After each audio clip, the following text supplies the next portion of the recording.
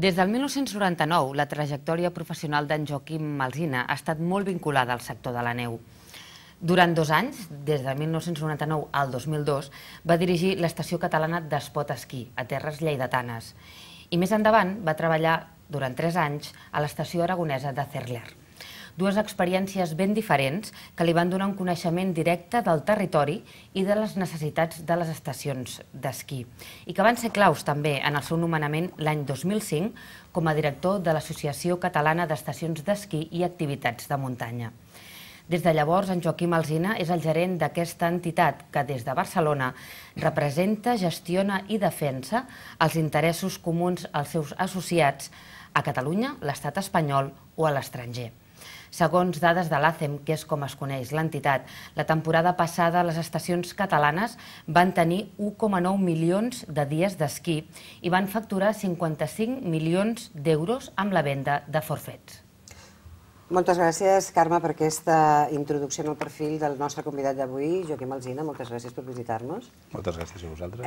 Estem en plena temporada d'esquí, una temporada excepcional per diverses raons i potser hauríem de començar parlant d'aquest centenari. Ara fa 100 anys que a les Valls de Ribes es començava a esquiar. L'esquí arribava a Catalunya d'una manera que no té res a veure amb la que esquiem avui, però en qualsevol cas sí que s'ha volgut commemorar i l'ACEM ha participat d'aquesta commemoració. Sí, hem participat en diversos actes. Jo crec que el més important és que fa 100 anys que esquiem, l'esquí ha evolucionat moltíssim, ha passat de ser una activitat de 4 bojos, els que els agradava la muntanya i més o menys estaven disposats a suar pujant i de tant en tant a rebre alguna pinya baixant, a ser una activitat econòmica que dona vida a la muntanya. Això és el primer element.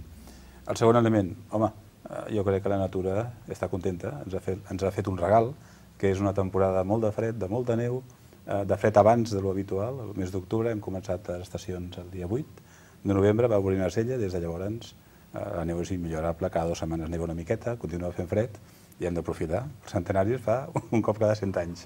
I si tot va lligat, fins al maig hem d'esquiar. Sembla que la climatologia s'hagi posat d'acord per fer aquesta celebració en condicions. De tota manera, s'ha de dir que fa un parell d'anys, i a mi m'agradaria que tu et definissis una mica en aquest sentit, es parlava del canvi climàtic, de les modificacions que s'haurien de fer a les estacions de muntanya, que no es podria esquiar mai més, fins i tot.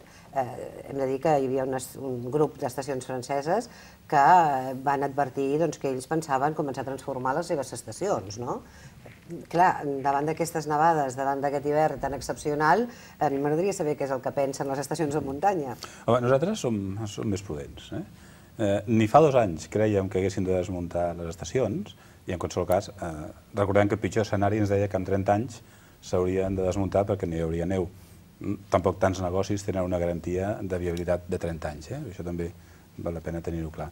Ni ara creiem que anem cap a una temporada de gelera. El clima canvia, cada any és diferent a l'any anterior i els últims 100 anys, a més, saps que s'ha publicat un llibre del centenari, de Passions de l'esquí, que se'n diu, doncs s'han detectat 3-4 vegades diferents on no ha caigut una engruna de neu en tota la temporada, des de l'any 1908 fins ara. A vegades hi ha més neu, a vegades hi ha menys neu, hi ha anys més freds, anys menys freds. L'any després de la guerra, sense anar més lluny, ara que s'estan posant en valor els itineraris per on la gent fugia, no va nevar, i gràcies a això la gent va fugir i va arribar viva a l'altre costat. A l'Aragó passaven pel coll al costat de l'Aneto per anar-se'n a França, i aquí també. Si hagués estat aquest any, difícilment haguessin pogut passar. A vegades no neva, a vegades neva.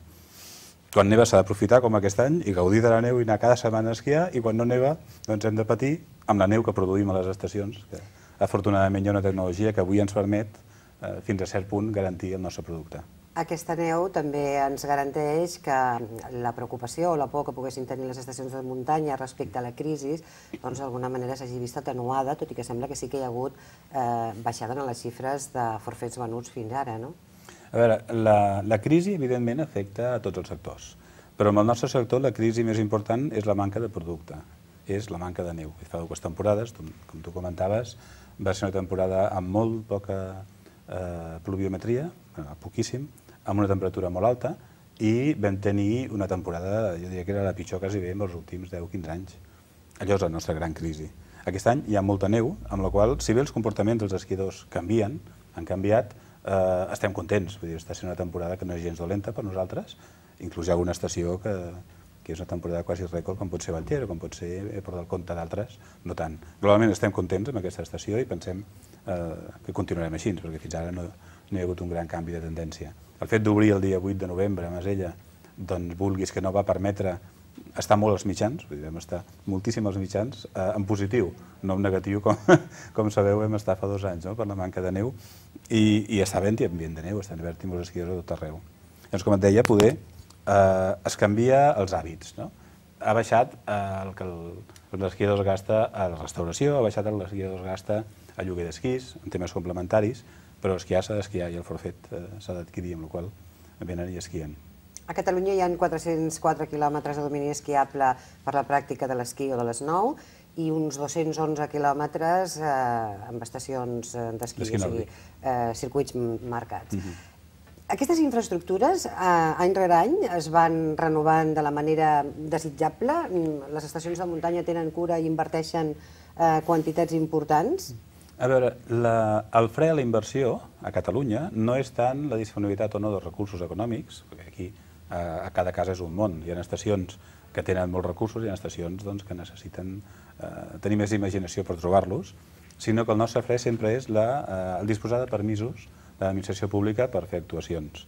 I aquesta és la nostra, diríem, queixa, quasi bé històrica, perquè ens costa molt més fer les coses del que li pot costar la nostra competència, tant d'Espanya com, per suposat, de França o inclús d'Andorra. S'hauria de fer alguna comparativa entre les estacions que són públiques i les que són privades, o no? No, això afecta d'una forma més o menys igual a unes que a les altres, no. Per exemple, disponibilitat d'aigua, que és un bé necessari per ser capaços de produir neu. Sabeu que la producció de neu és com un aspersor en un jardí, tu agafes i quan fa prou fred doncs treus aigua per un forat molt petit, l'aigua s'esmicola i es fa neu. I això es pot explicar amb molta sofisticació i molta tècnica, però al final el procés és aquest, necessitem aigua. Doncs les dues últimes autoritzacions d'utilització d'aigua han estat una per Baqueira i l'altra per Masella, i el temps de tramitació ha estat de 6 anys. 6 anys, sense que es canviessin els projectes. Això és una cosa que ens costa d'entendre quan tots tenim la mateixa directiva, tant nosaltres com els francesos, com els aragonesos, com els austríacs. El temps a l'Aragó poden ser 2 anys, tirant llarg. Andorra no té directiva europea. I el temps a França, el temps a Àustria, són 1 any i mig o 2 com a màxim. Des que es presenta tota la documentació, es fan tots els estudis i s'autoritza. Aquesta manca d'agilitat de l'administració és el que més ens frena. Més ens frena per fer coses i més ens frena a l'hora de poder competir amb els nostres competidors, vull dir, amb les estacions que tenim a prop. El govern d'Aragó, de fet, ja fa temps que es va manifestar a favor de l'esquí i va, d'alguna manera, ja posicionar-se clarament creant Aramon, no? Sí. Ara està prevista una ampliació de l'estació de Cerler que arribarà fins a 25 minuts de Pont de Suert, és a dir, que tindrà una entrada per Montanui i que, d'alguna manera, no sé si això preocupa molt o poc a les estacions catalanes. Bueno, més que ara, fa molt de temps, està prevista aquesta ampliació. Ara s'ha començat ja les obres, crec. No. No, encara no? No. El projecte està en marxa des que jo estava a Cerler, des del 2004 ja estava el projecte dissenyat, ha anat evolucionant, han anat avançant en 2 camps. Un àmbit és aconseguir garantir la disponibilitat dels terrenys, i Aramon ha fet una opció de compra dels terrenys en el cas que acabi tenint tots els permisos per fer-ho, i estan amb això. No és una cosa d'avui per demà. No és una cosa d'avui per demà, però serà una realitat, ho sabem, Quim? Parlar del futur és difícil, sempre. Bé, qualsevol cas... Jo tinc ja personalment, no ja com a director de ACEM, sinó personalment i per el coneixement de l'entorn que tinc, jo crec que això és un projecte també condicionat a la presidència d'Aragó.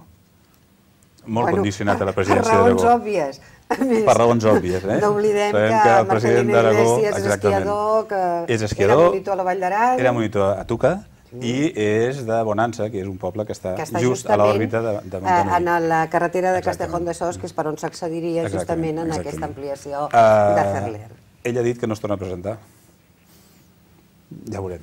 Bé, fins aquí l'entrevista del nostre programa d'avui.